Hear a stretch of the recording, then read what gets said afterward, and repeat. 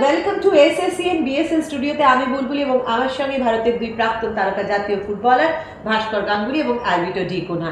আজকে যে ম্যাচটার pre match show আমরা করব ভাস্কর স্যার অ্যালভিটো, খুবই ইন্টারেস্টিং একটা ম্যাচ এবং মানে প্র্যাকটিক্যালি আমরা যে কি করব কি বলবো এই হিসেবটা সবসময় কিন্তু আমাদের upside down down side up হয়ে যাচ্ছে। তার কারণ বর্ধমান ব্লাস্টার্স এবং নর্থ 24 পরগনাস খেলবে নৈহাটি স্টেডিয়ামে। ঘরের মাঠ হচ্ছে নর্থ 24 পরগনাস এফসির এবং নর্থ 24 পরগনাস এফসি সবসময় কি হয়, তারা কিন্তু কিছু না কিছু সারপ্রাইজ দিতে থাকে। ওভারঅল একটা সেট টিম নিয়ে খেলে এবং কোনো দিন হয় ব্যাড ডে ইন অফিস, সেদিন হয়তো তারা ডিফিটেড হলো, বাট আদারওয়াইজ কিন্তু আপনার কি মনে হয় যে এগিয়ে কারা থাকবে? হোম গ্রাউন্ড অ্যাডভান্টেজ তখনই হয় যখন মাঠে লোকজন আসে। সুতরাং এই ম্যাচটা নর্থ 24 পরগনার কাছে আমার মনে ইজি হবে এই কারণে বর্তমানের মনোবলটা অনেকটা ভেঙে গেছে এবং তাদের প্লেয়াররা দু একজন চলে গেছে শুনছি, আমি শোনা কথা, জানি না কনফার্ম কিনা। লাস্ট ফোরে যাওয়া নর্থ এই জন্য অন্যতম দাবিদার, এই ম্যাচটা যদি ড্র করে তাহলে ওরা লাস্ট 4-এ যাবে। এখন একটা এক্সট্রা আছে এখন, সেটা নর্থ বেঙ্গলের সঙ্গে। এখানে নর্থ বেঙ্গল টিমটা শোনা যাচ্ছে কয়েকজন প্লেয়ার অসুস্থ ও বিদেশি শেষ হয়ে গেছে। স্বাভাবিকভাবেই এটা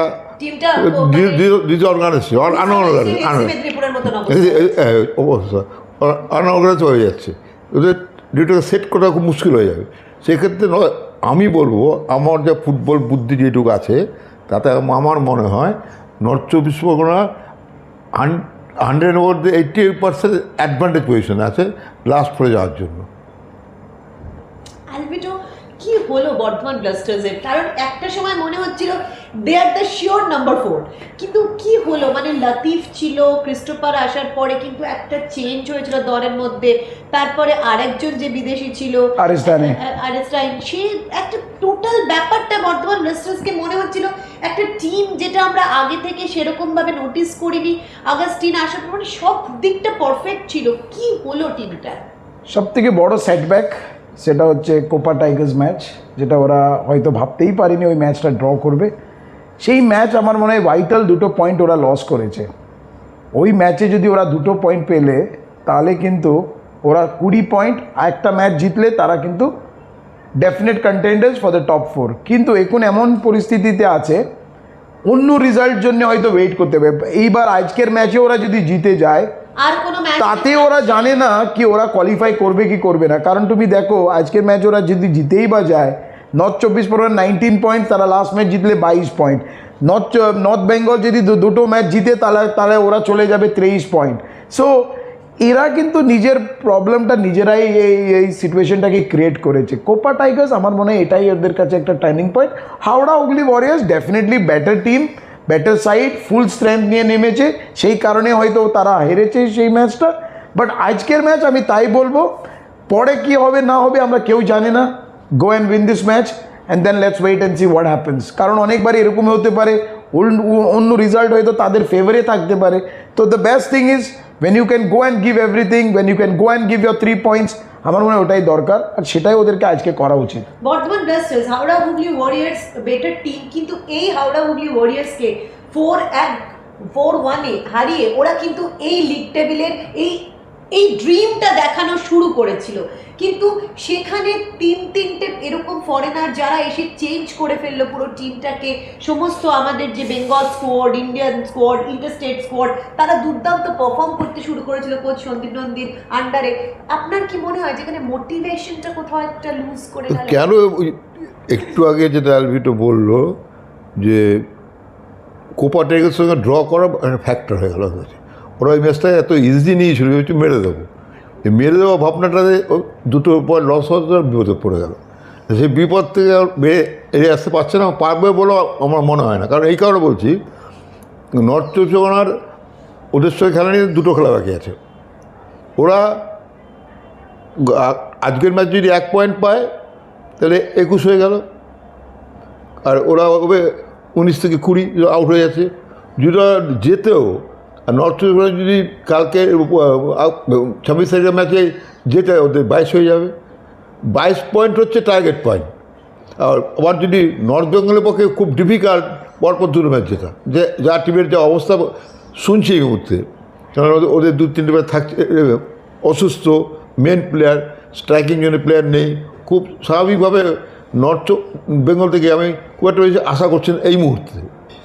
কোচ গৌতম ঘোষের সঙ্গে আপনি খেলেছেন কি? North 24 Pargana FC coach Gautam Ghosh আপনার একটুই সিনিয়র ছিলেন, লাল কমল তো আপনার সময়ই ছিলেন, আপনারা বোধহয় একসঙ্গে খেলেছেন, কিন্তু কোচ গৌতম ঘোষ আমাদের থেকে অনেক সিনিয়র। যেমন আমাদের টাইমে তুষার দা বলো কিংবা হেমন্ত দোরা, এরা কিন্তু ওয়ার্জ অফ দ্য রিটায়ারমেন্ট। আর তখন আমরা কিন্তু জাস্ট ফুটবল ক্যারিয়ার, এটা একটা পিক টাইমে আমরা যাচ্ছিলো। সেরকম গৌতম দা একজন কোচ আজকের দিনে, কিন্তু তখনকার একটা বেশ ভালো প্লেয়ার ছিল। তো অ্যাকচুয়ালি আফটার ফুটবল ক্যারিয়ার নিজেকে একটা ইনস্ট্রাক্টর, আমাদের এআইএফএফের একটা কোচিং ইনস্ট্রাক্টর হয়ে কাজ করেছে, এখন কোচিংয়ের কাজ করছে। আন্ডার-13 রিসেন্টলি বেঙ্গলকে চ্যাম্পিয়ন করে এসছে।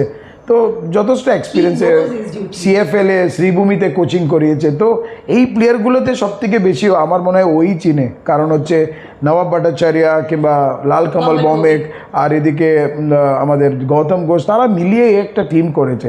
সবথেকে বেশি চান্স যদি বলা যায়, আমি বলবো দুটো ম্যাচ নর্থ 24 পরগনা যদি ড্র করে, আমার মন বলছে তারাই কিন্তু কোয়ালিফাইংয়ের চান্সেস অনেক বেশি। কেন?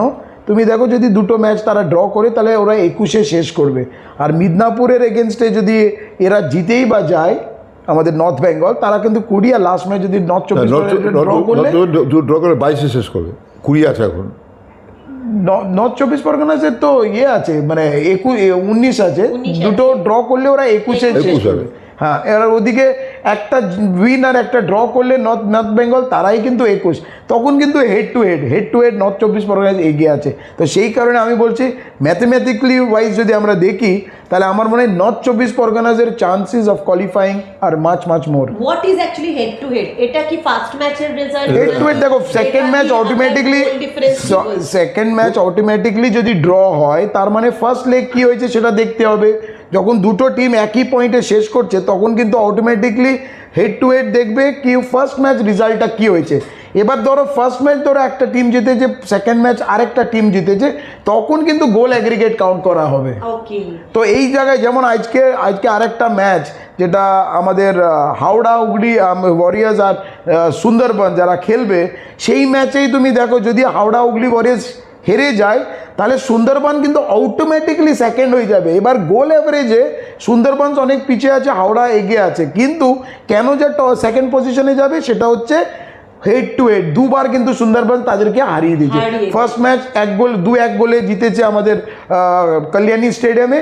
সুন্দরবন মাঠে যদি আরেকটা যদি জিতে পারে, তাহলে 26 point, head to head Sundarban 2 নম্বরে চলে যাবে। সব দিক থেকে আজকে ডিসকাশনের পরে যেটা আমার মনে হচ্ছে সেটা হলো নর্থ 24 পরগনা এফসির কিন্তু বিএসএল এর সুপার 4-এ নাম্বার 4 পজিশনটা পাওয়ার সম্ভাবনা সব থেকে বেশি। নর্থ 24 পরগনার সমস্ত সাপোর্টাররা নিশ্চয়ই ভীষণ এক্সাইটেড। আপনারাও কি চান যে আপনাদের টিমই আসুক বিএসএল এর সুপার 4-এর নাম্বার 4 হয়ে? তাহলে আরও কিছুদিন এই দুর্দান্ত টিমের পারফরমেন্স কিন্তু আপনারা এনজয় করতে পারেন। আর ফুটবল ফ্যান, আপনাদের জন্য তো বিএসএল এর সব টিমই আপনাদের প্রিয় টিম, ফেভারিট টিম, কারণ ফুটবল দুর্দান্তভাবে খেলা হচ্ছে, 150-র কাছাকাছি গোল হয়ে গেছে, একটা টুর্নামেন্টে প্রচুর নতুন স্টার আমরা দেখতে পাচ্ছি। বাংলার ফুটবল যে সত্যি সারা বাংলার সেরা ফুটবল হয়ে বিএসএল নতুন একটা সম্ভাবনা দেখাচ্ছে, সেটা কিন্তু আর বলতে হয় না। সো স্টে টিউনড উইথ এসএসসিএন এবং ফুটবলকে ভালোবাসুন ফুটবলের জন্য।